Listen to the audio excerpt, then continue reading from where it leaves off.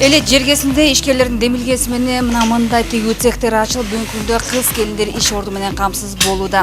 Бүгүнкү күндө мында кыз келиндер үчүн кийим-кечектер тигилип, Россия жергесине жана башка чет өлкөгө экспорттолот.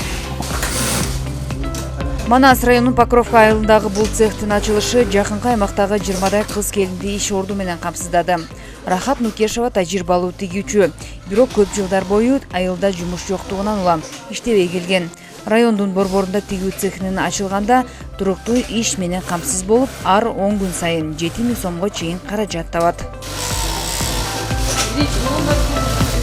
Көп адамдар мигрант болуп жүрөт. Бул жакшы нерсе да. Үйдөбүз, бала чакалардын алдында жаш келиндер. Ошол жакшы жумуш. Биз 10 күндө бир алабыз. Айлыктарыбыз жакшы болот буйруганы. Жумушсуз үйдө отурат элек. Дыйканчылык кылат элек, ошентип үйдө болот элек да. Бу жерде кышы жазы иштеп атабыз.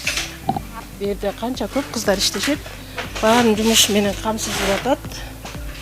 Ошол цехти ачкан Айдар Нурбекке чоң ыраазычылык айтабыз. Азыр цехте кыз келиндер үчүн көйнөктөрдүн түрү тигилүүдө. Үтүктөлүп, топчулары кадалып, даяр болгон соң таңгакталат. Кийимдердин сапатына өзгөчө көңүл бурулат.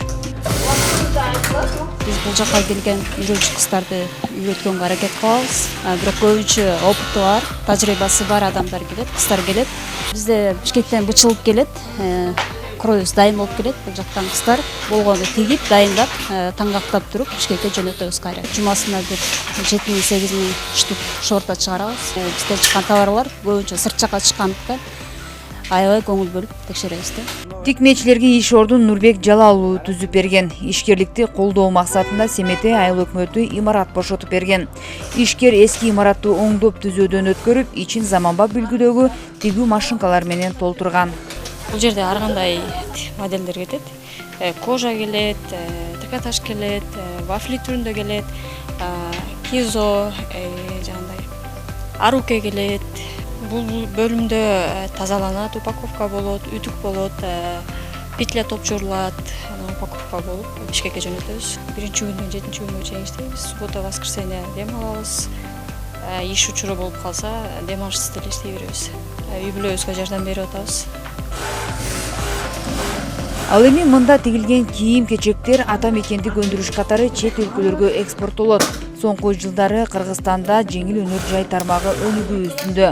Мунун өзү элеттеги кыз келиндердин иш менен камсыз болушуна шарт түзөт. Чолпон Сабитова, Бесутан Рахатбек уулу, Зина Акматова, Манас району.